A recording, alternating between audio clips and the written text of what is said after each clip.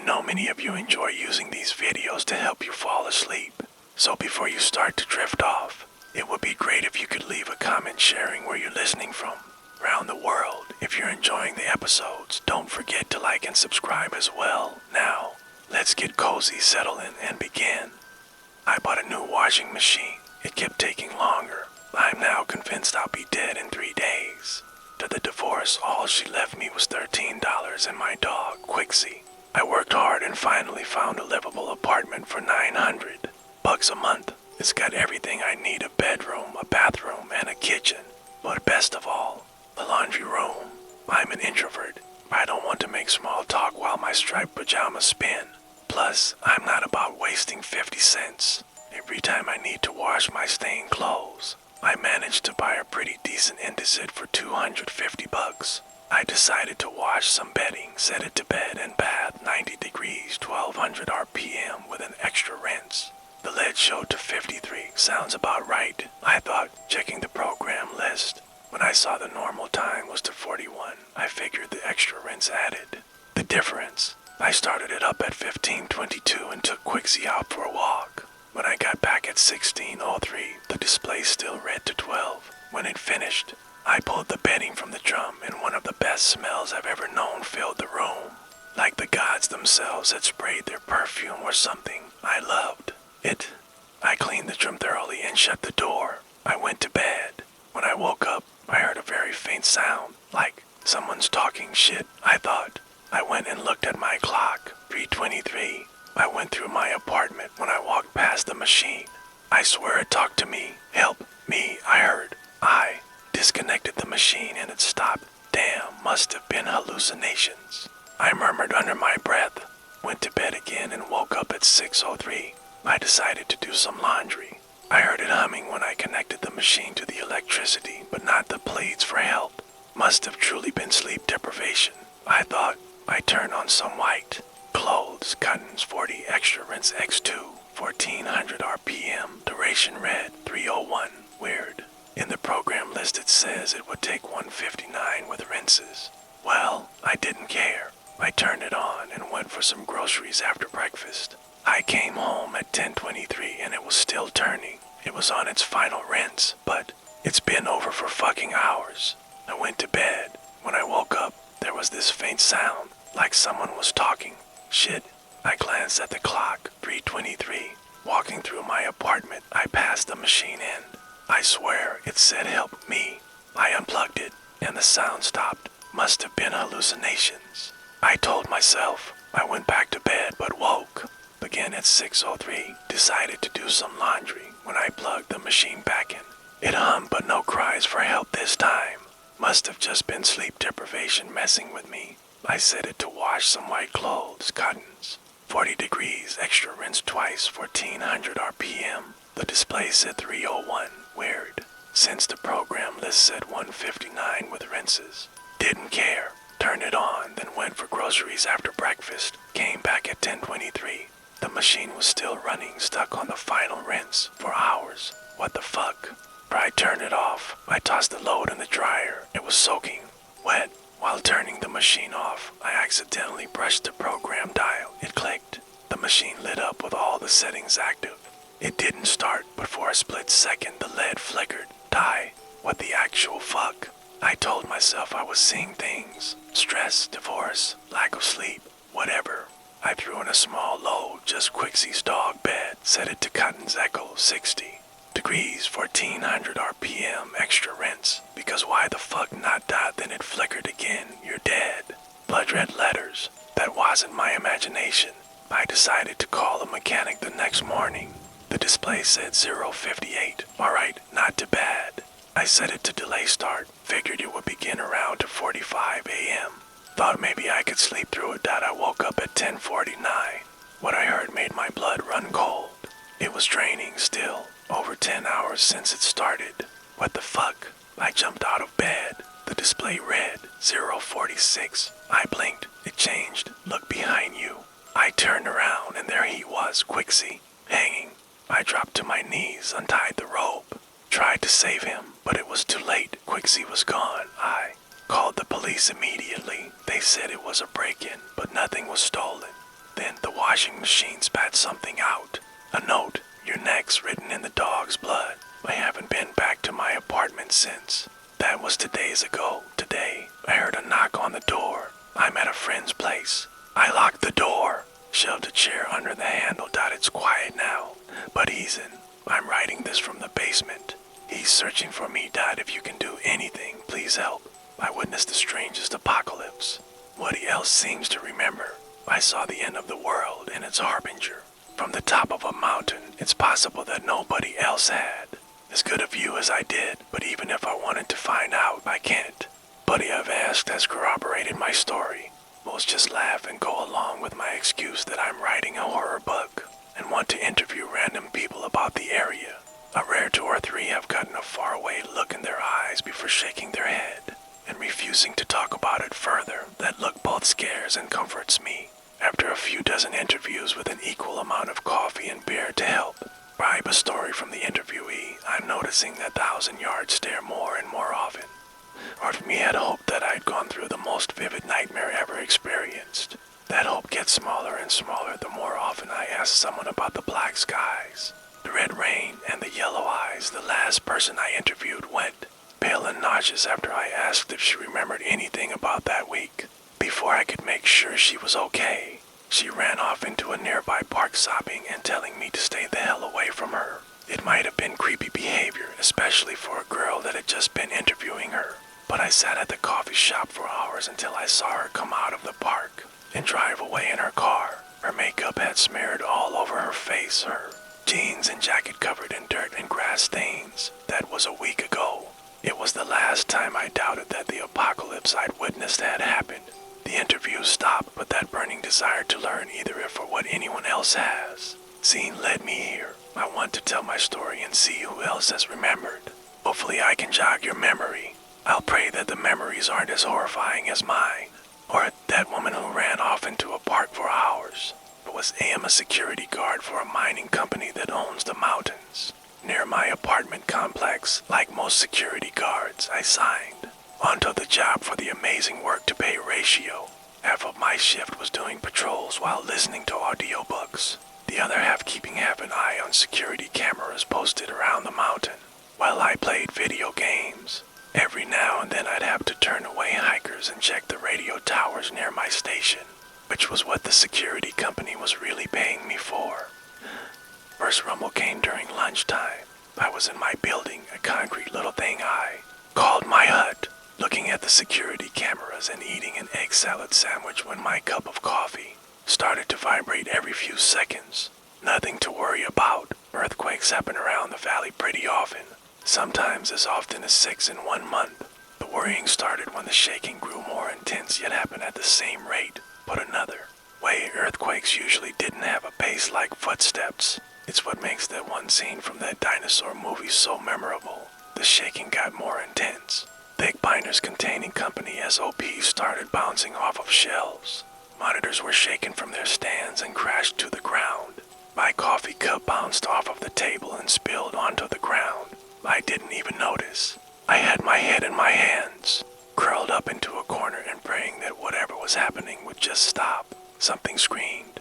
I wish I could say it had been myself, but there was a distant, screeching trumpeting that overpowered any shouting I could have done. A switch flipped in my head.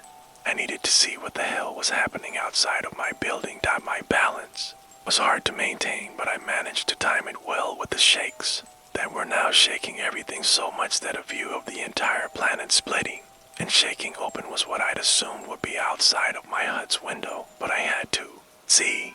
The world was about to end in a fiery explosion. I wanted to see it go. Better that than crying in a cement corner and getting concussions from my head knocking against the walls, fumbling. But somewhat stable, I made it to the window that overlooked the north side of the mountains. Something was crossing the sky. It was higher than the highest clouds, at least 4 or 5 miles in the air, but probably much taller than that. Black, writhing thing that stretched from horizon to horizon, caging the entire sky and casting a pitch-black eclipse in a wave across the valley. There were only a few moments to take the sight in before a pillar, a leg rather, crashed into the middle of the valley. The impact threw me around the room like a ragdoll. For landing, I stayed there on the floor and waited. My ability to at this point. There was only a raw fear while the shaking continued. One more shake that was as powerful as the last, then another weaker one. They'd started to subside, continuing off towards the south until the room was shaking just enough to make tiny waves in the pool of coffee on the floor next to me. I don't remember how long I laid there on the floor, only that I got up after the coffee started, soaking into my clothes. One point I thought I heard a low thrumming as the emergency generator below the station kicked into gear. My body was sore and it hurt to move, but nothing was broken, or at least, when I finally sat up and looked at what was left of my hut, broken bones weren't stabbing any of my innards. Part of my psyche realized I was technically still at work and took over, as far as that part of my brain was aware. The room was a mess and my lead would kill me when she got there for her shift. One of the radios on the charging dock was still in its socket. I took it out and thumbed the talk button on the side. Hey, Maze. Maze was short for Maisie. My supervisor that had a trailer turned off is at the bottom of the mountain. No response. Maze, please respond. I need help. I let go of the talk button for a response. None came. Maze, please tell me you're there. All of the monitors are broken on the floor. I feel like my whole body is bruised and all of the paperwork is soaking in a puddle of coffee. What do I do? No answer but a slight echo from my shouting off of the concrete walls. I was really starting to notice the silence when a few pitter-patters came from the roof. At least it's not raining, I cursed as I walked to the window, radio still in hand. Maze, can you? The window was dark, pitch black. A short time ago I could see an entire valley below a bright blue summer sky. I imagined, just for a second, that my hut had been sunken into the ground or somehow put into some void that I'd never escape. FROMA roar came from behind me and far overhead. The sound crested my mountain, with it a green light that flowed along the sky the same direction as the sound. North to south, I could see the valley for a few seconds as the dim light crept south, a portion of it funneling into what I'd seen crash into the middle of the valley. I referred to it as a leg before. Even now I think that's the most accurate term for it. The thing had bit and pushed into the ground while I saw it. Chills went down my arms when I saw in the brief seconds the light went through it just how big the leg was, not width-wise, but length. It made my head spin even trying to judge the size. Even at the time I was certain that it was connected to whatever was in the sky. Till the light went into the leg and beyond the southern horizon. The valley started to light up too, not much of it though. Whatever that pillar was, it must have knocked out all of the electricity in the valley. I listened, terrified. Though the rainfall got heavier and small blue lights began popping on all over the valley. A lot of electronics can survive an electromagnetic pulse, if their circuitry and parts are simple enough, including a lot of flashlights and even some cars, which I just assumed the lights were dotted. Might sound odd to bring it up right now, but I want you to consider something I heard referred to as the terminal freakout point. What point when shit starts to go down do you start to panic? Everyone has one. Even the most carefully planned and prepared apocalypse preppers you've heard about online. It took 3 things happening in quick succession for me to reach my own terminal freak out point. The first was realizing that the red haze in front of the lights down in the valley was the rain itself. The rain was thick and red. Mist formed along the bottom of the valley that made any attempts at clearly watching what was happening close to impossible. Second was the things that came out of the sky. Even now, sitting here in a library at a public computer, people are giving me looks as my teeth chatter and my legs start to shake, but I'll push through. They didn't fall out of the sky per se, rather they hung from it. That black sky, which was so far above our own, was partially illuminated by a litany of yellow orbs, descended from whatever had swallowed the valley, maybe even the world, up in darkness. Whatever encompassed us, the yellow lights illuminated a billowing black cloud that seemed to undulate at a fixed height in the sky. The closer the bright yellow lights got to the ground, the more their light refracted into the rain and mist, dropping into the valley. It would have been an unfathomable mercy if this hadn't been the case, but it illuminated whatever they were. I still don't know, but whenever I bring this up to people I interview, this is always the part where they get uncomfortable. Their subconscious must remember what the things looked like, as I do, and very clearly at that. Heads, huge black heads with glowing yellow eyes that shone like spotlights. Most were human. Some were animals like cats, dogs, or horses at a few points when I was still in enough shock to keep staring at them. I saw the heads of insects with dozens and dozens of glowing eyes. They all descended and screamed. The screams didn't have any sound to them, but the expressions of agony on each of the faces were quite clear when they were done screaming. They ascended back into the sky to be replaced by another. The valley was awash in yellow lights, red rain, and red mist. I still wasn't at my terminal freakout point, hanging off of the edge, sure, but I was struck stupid with fear and confusion at what I was seeing. I wasn't pushed off the edge until I did start to hear screaming. All at once, I heard an entire valley of people scream. I'm actually not sure if this is real or not. It's a real possibility that it was a nightmare that I had while I holed up in my hut for the next week, but I think it was real. I pray to God, literally, that my mind doesn't have the imagination to think of a sound like what I heard. Millions of wails of despair from a valley of people reaching the terminal freakout point. It formed a choir that I'm sure mimicked the deepest bowels of torment in hell. I screamed too. Screamed until I tasted blood. After that point, my memory gets a bit fuzzy. What I do remember is pulling my window curtains shut and never looking out of them again. My concrete hut became my home, which I left only when I needed to go to the bathroom outside under an umbrella. It was horribly uncomfortable, but I made it work out. There were emergency rations and snacks enough for 3 days.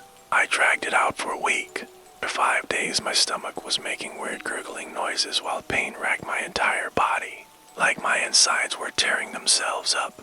There's not a doubt in my mind that if I hadn't had the emergency lights, a few paperbacks in my bag, and a few cases of water, would have gladly thrown myself off of one of the mountain steep cliffs. I'm actually not sure if that's the truth or not. I hope it is not. Besides my books, all my existence really was for a week was the countdown. That initial wave of green that went across the sky and into the pillar repeated itself. Every time it did, I heard screams come from the skies that made my ears ring even when I stuck my fingers in them. The intervals between each of the waves got shorter and shorter over time. At one point I was bored enough to do the math with pencil and notebook, or at least the best math I could, to see when there wouldn't be any more breaks between the waves of green light and screams a week.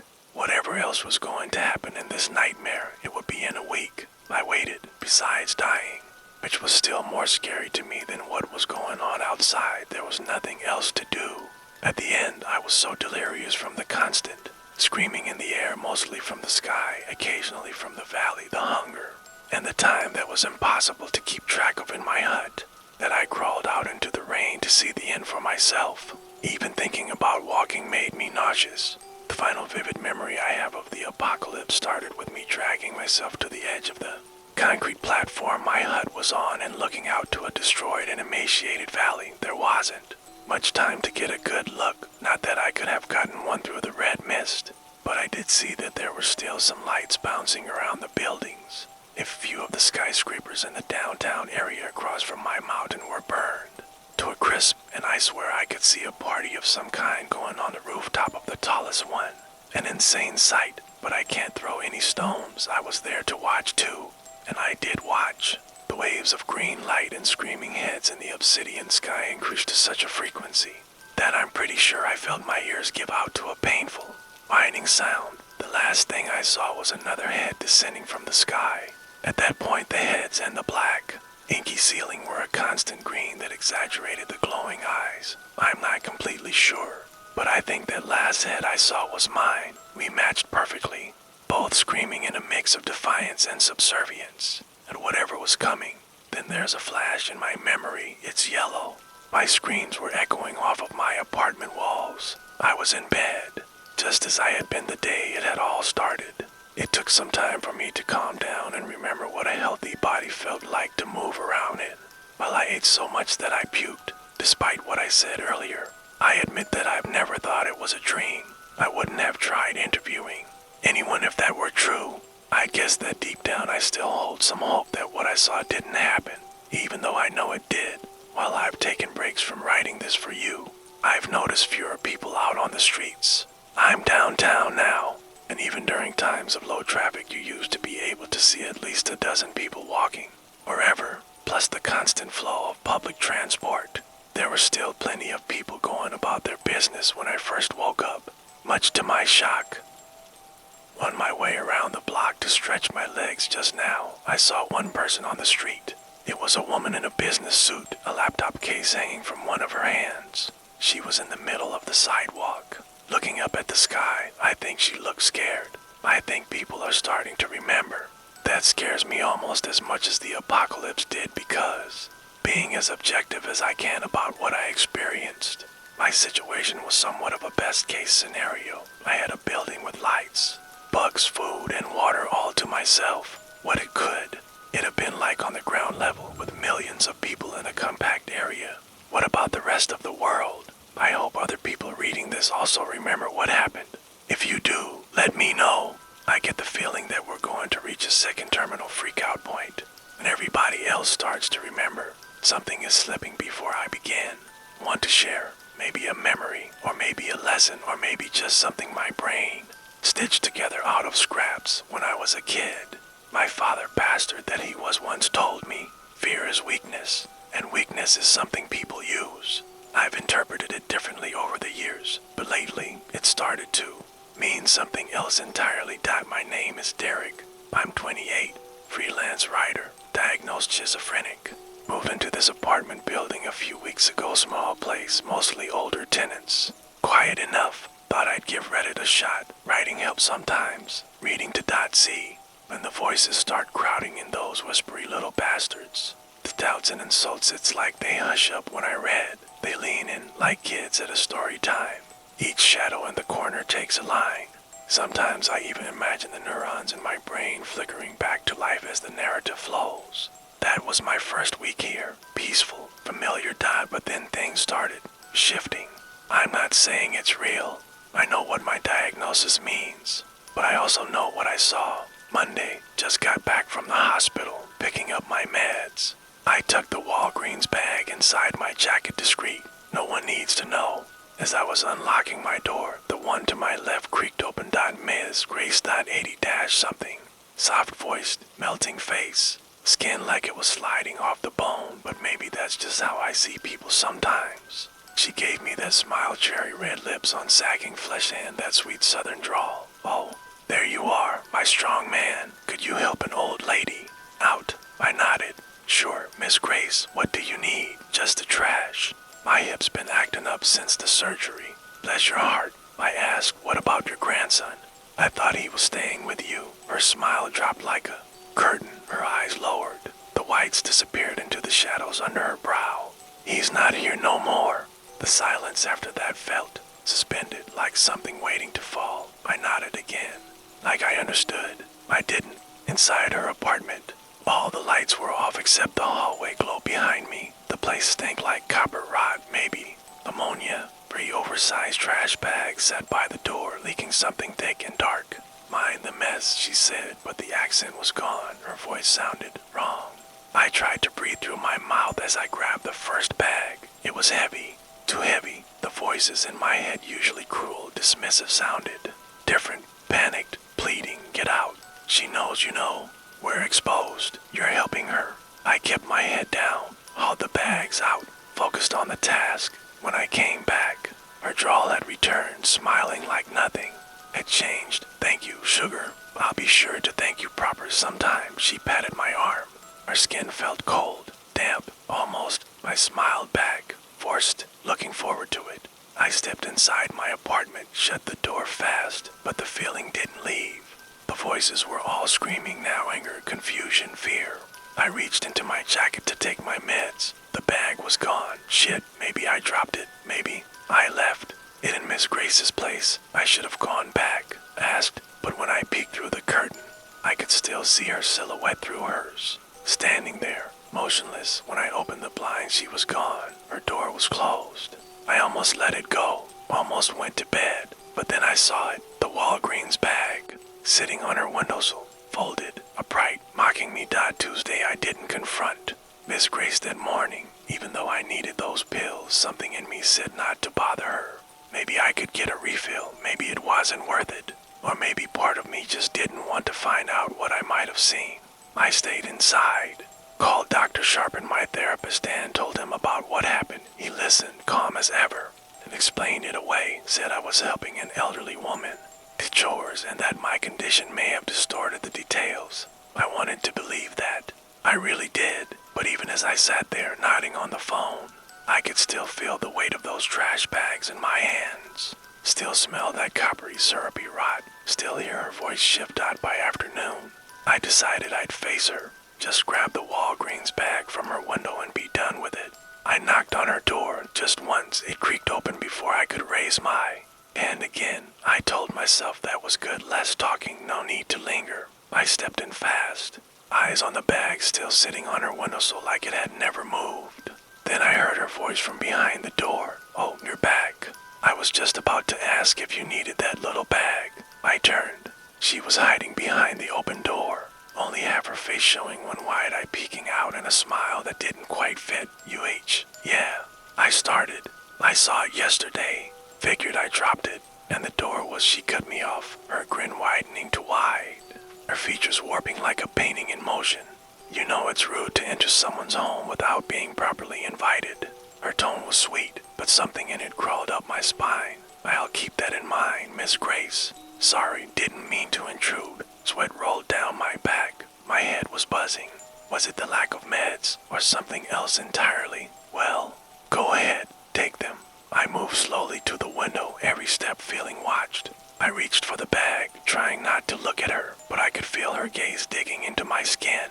We locked eyes as I slipped the bag into my jacket. "I appreciate you being calm about this," I muttered. My voice shook. "Sorry again, was I scared?" I couldn't let her see that. She smiled, but her eyes darkened, no whites, just pooling black like tunnels looking straight through me. "It's okay," she said softly. "We all make mistakes every now and then. Have a good night, Sonny." Sonny, that was her grandson, wasn't it? I didn't ask. I just nodded and backed out, then turned and bolted the second I hit the hallway. My feet ran before my thoughts could. Back in my apartment, I locked the door behind me and stood there, frozen. The voices were louder now. "She knows you saw. She's coming. You crossed the line." I tore open the bag and popped the pills, desperate for silence, but the paranoia didn't fade this time. It didn't feel like it was in my head. It felt around me, heavy, present, like something had come back with me. I must have blacked out. When I woke, I was on the floor, pills scattered like breadcrumbs, my heart pounding in my ears. But the voices were gone. That should have been a good sign. So why did I still feel like I wasn't alone? Wednesday, today was quiet. After cleaning up the mess from last night and organizing my pills, things felt still again. I even got back into my routine a bit, but I couldn't shake what happened with Miss Grace. Her voice, that door, that word, Sonny. I kept replaying Dr. Sharpen's voice in my head. "It's all in your mind, Derek. Maybe he's right. Hell, maybe my parents were right too. They've been telling me for years to get a support animal. I've always brushed it off. But now, I don't know. My brain could use all the help it can get, so I started doing some research. I wasn't really expecting a discount or miracle price, but I figured worst case I could just adopt a dog from the shelter and train it myself. That's what I did. I walked down to one of the smaller, more overlooked shelters nearby. First, I had my eye on a basset hound or a bloodhound, something with big ears and soulful eyes. But then I saw her. She stood out immediately. Massive, silent, unbothered, a black Tibetan mastiff, matted and unkempt fur like tangled yarn or worn dreadlocks. She looked like a bear in hibernation, calm, still, timeless. Something about her felt familiar. Like me, she didn't belong to the world around her. I adopted her on the spot, brought her home, gave her a bath. She barely reacted and signed her up for those specialized therapy dog classes. She hasn't barked once. She just exists, moves only when she wants to, sleeps a lot. But when she lays by my feet, the chaos dims. I named her Cleo. There's something about her presence, anchoring for the first time in a long while. I didn't feel alone in the room. Annie and I have always been alone, but there's a difference between being alone and feeling it. I come from a big family, 8 of us, and somehow I was always the background noise, the second child, the quiet one. The one who made too much eye contact and too little conversation. Growing up in a house like that, let's just say dysfunction was the wallpaper I used. To wonder why I wasn't close to anyone in my family. But now I realize every time I reached out, they reminded me why I shouldn't. The same toxic patterns repeated. Like a looped audio file with static in all the wrong places. And maybe my mind's not wired like theirs. I don't see things as they do. I think in parables, symbols, patterns, not cause and effect. Point is, I know I'm crazy, maybe lucid at times, maybe not. But that doesn't mean I deserve to be treated like a patient who's already failed treatment, or a prisoner serving time for having a brain that bends a little differently. Reality doesn't crack because someone's weak. It breaks when it's twisted too many times. When words don't mean what they used to. When smiles are masks and no one explains the rules. My family was like a broken game of telephone. For a while, I stopped playing, started talking to myself instead. But clearly, even that has its consequences. Anyway, just rambling. I'm signing Cleo up for her first session tomorrow. She's asleep right now, curled up like a rug beside the door. I think she's already helping. Maybe tomorrow will be better. Thursday after our morning walk and finishing up Cleo's first specialized training session, not to mention a few errands, we finally headed back to the apartment. The instructor was kind, helpful even. She complimented how well-mannered Cleo was, surprised by how naturally she followed cues. It's like she's done this before, she said with a smile and that classic Valley Girl accent. If she stares at what you're staring at, it's real. If she looks at you during an episode, then it's probably just in your head. I nodded. I know I should feel proud, but there was something about how cheerful she sounded that rubbed me the wrong way. Wanted to tell her to calm the hell down, but I just smiled and thanked her instead. Went ahead and signed Cleo up for 2 weeks of follow-up sessions just to get her documented. And official, I guess. I don't really care about the paperwork.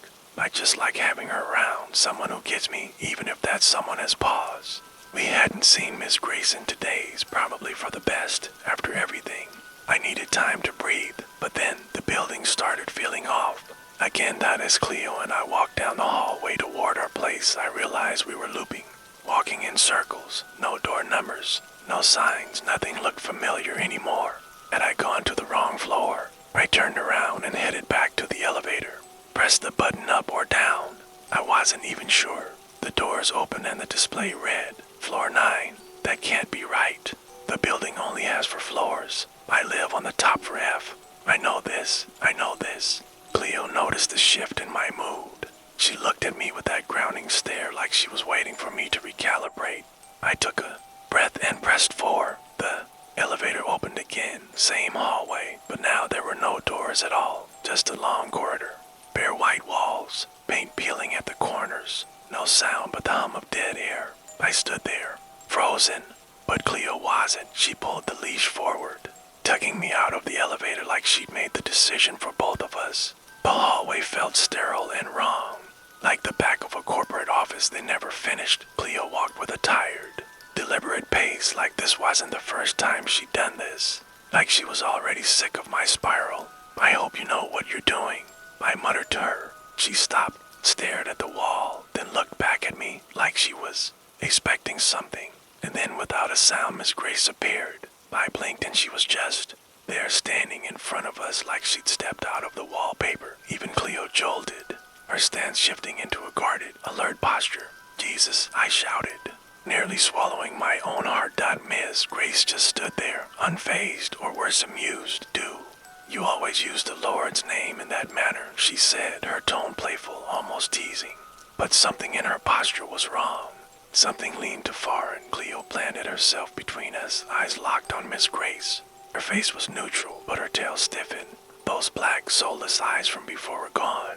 But the energy she gave off still stirred every voice in my head into a quiet scream. She knows you saw. She's hiding something. She's coming for you. That's a nice dog, she said, voice syrupy and slow. Is it a boy or girl? I began.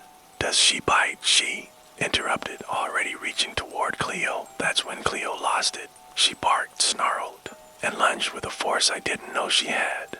If I wasn't 6 feet 0 inches and 225 pounds, she might have pulled me clean off my feet. See, Cleo, down.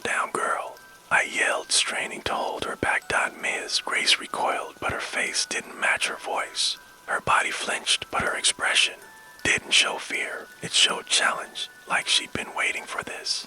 Goodness, get that thing under control, she snapped, but even then her words felt rehearsed. Like a line she was reciting out of obligation, you know. She added, turning to go, you really shouldn't keep that thing in such a cramped apartment. Then she disappeared into her unit, slammed the door. Our dot Cleo and I rushed back into ours. I pulled her inside and bolted the lock. She stood there for a long time, guarding the door, tail low, hackles slightly raised. She's never acted like that, not with the trainer, the cashier, the people at the dog park, no one. Only Miss Grace, she knows you know. She's coming for you, she always does. The voices whispered on loop like a warning or a countdown. Cleo wouldn't leave the door, just stood there, still, watching. It took forever to convince her to lie down, and when she finally did, it was right next to me, pressed against my side like a shield. Am I making her as paranoid as me? Or is there actually something going on? I took my meds, tried to clear my head, tried to focus. The voices are quieter now, but not gone. Writing this helps a little. Like I'm debating with myself whether these things are real or just in my head. Hell, maybe they're both. Friday couldn't sleep last night. I think I woke up every 2 hours, sometimes gasping, sometimes drenched in sweat, sometimes unsure if I'd ever fallen asleep to begin with. Cleo stayed by me through most of it, her big body curled against my legs like a living anchor. But even she has limits. At some point, she rolled over with a soft grunt and gave me that look, the one that says, figure it out. Man, by the first sign of daylight, I decided I'd had enough lying around. I needed to walk, to clear the static, to piece my head back together with fresh air. I ignored most of the calls on my phone junk family. Some unknown number that kept calling around 3 a.m. but one voicemail stuck out. Hello, Derek. I was calling to confirm your appointment. Tomorrow morning at 12:30. If you'd like to reschedule, that's fine. Just return my call. Otherwise, I'll see you in my office at 12:30. And remember, take your medication. Dr. Sharpen. Of course, I forgot about that appointment, and I hadn't mentioned Cleo to him yet. I wasn't sure if he'd even approve. Still, I couldn't just leave her here alone. Not after yesterday, not after the elevator, not after Miss Grace. So I figured I'd take her with me. Simple enough, Dot. We left the apartment and headed down the hallway. That same hallway I've walked a dozen times now. The same peeling paint. The same faded carpet that smells like mold and copper and old soap. But today, it felt to calm. You ever feel that stillness, the kind that settles just before something terrible happens? That's what the air felt like in the building today, like it was waiting. I closed my eyes just before we stepped outside, just to breathe, reset, feel that first hit of crisp morning air and shake this crawling sense of pressure. Dot. But when I opened my eyes, we were back on the 4th floor. Dot. Standing at the threshold of my apartment. I froze. Cleo looked up at me, tilted her head, that grounding stare again, like she was checking me, like I was the one acting strange. Maybe I pressed the wrong elevator button. Maybe I walked back up out of habit. I tried again, pushed the button, elevator down, lobby, deep breath, step out, back on the 4th floor. Dot. Same place. Dot. Same spot. Dot. Again and again. I must have tried it for times, and every single time, we ended up right back where we started, at the threshold of my door, the hall swallowing me like a bad joke on repeat. Dot. Cleo started to sense something. I could tell. She sniffed the doorway, pawed at the edge like something was under it. She whimpered. That sound cut through me. She never whimpers. And then she looked up at me, which meant it was in my head, right? That's what the trainer said. If she looks at you, it's internal. But this time, her stare didn't feel like correction. It felt like comfort, reassurance, pity. I closed the door and sat on the floor, dialing Dr. Sharpen's number. Hey, I have to reschedule our appointment, I said, trying to keep my voice level, like I wasn't unraveling at the seams. Okay, he replied, too quick, too neutral. Is everything all right? Yeah, just can't seem to get out. Bed right now. I walked toward the kitchen while Cleo sat in the middle of the room, eyes still locked on the door. You know, I could do a home visit, he offered, calm and precise. If that's easier. No, it's fine. I'm okay. I just need some rest. There was a pause, long enough for the silence to feel loaded. The pills aren't working, are they? The voices began to hum, low at first, like static bleeding through my skull. Then clearer. He knows, they know. She's coming. Useless, run. You said they take a few days to adjust, I muttered, trying to sound casual. My hands trembled as I gripped the countertop. The world felt uneven, right?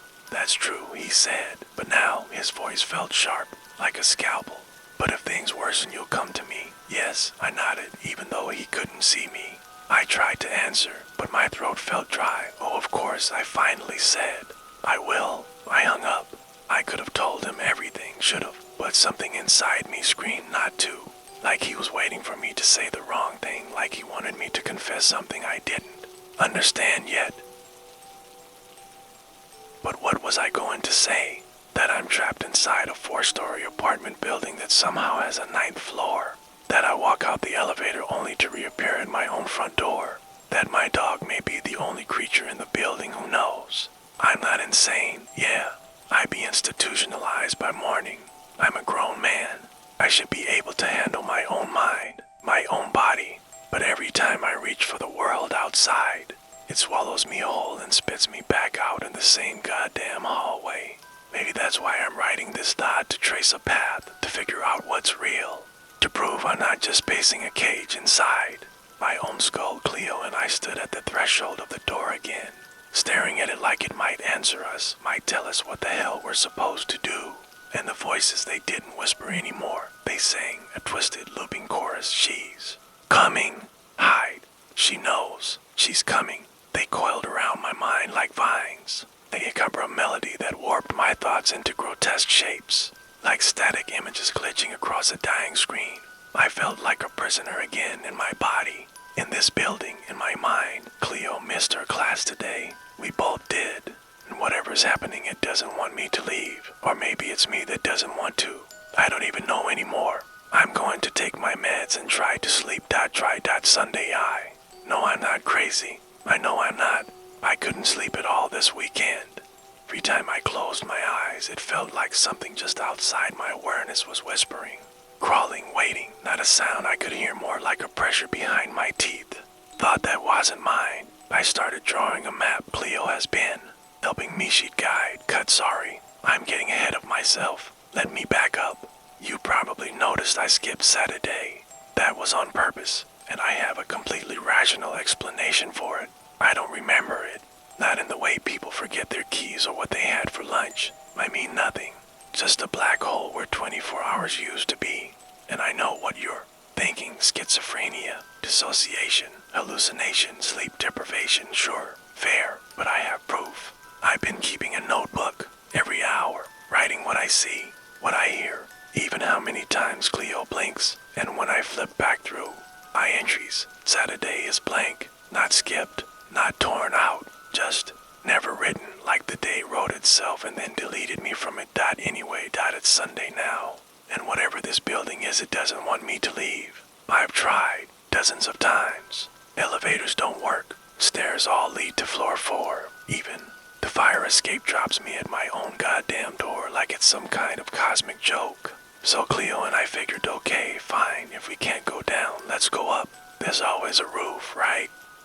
Wrong. The top floor isn't a rooftop. It's a courtyard, walled in with rusted iron fences and broken concrete planters. No sky, no sound. Just an empty pit pretending to be open air. And it gets worse. Every 5 floors.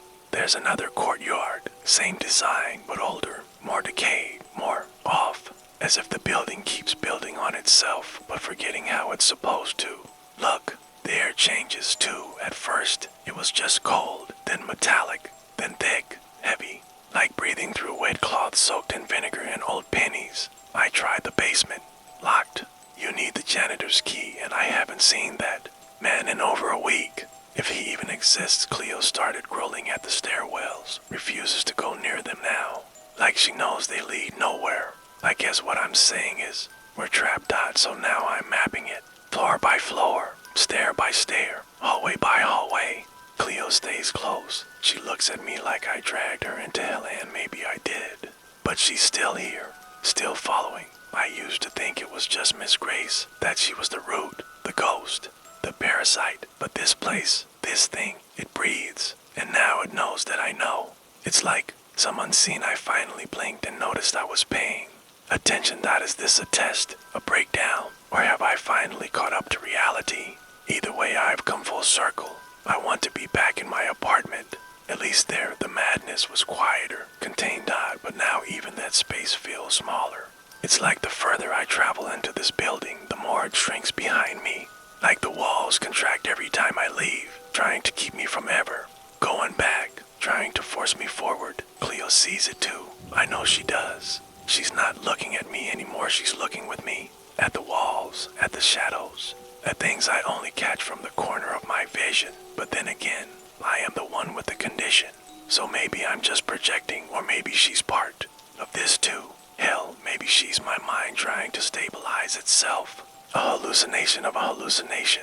I don't know. After that last phone call with Dr. Sharpen, I shut down completely, turned my phone to airplane mode, closed my laptop. No TV, no internet, no people, just me and Cleo in this prison. But I need to document this. Need to write it down while I still remember the shape of my thoughts, because something is happening. Something is building. If I disappear again, I want someone to know it wasn't because I gave up.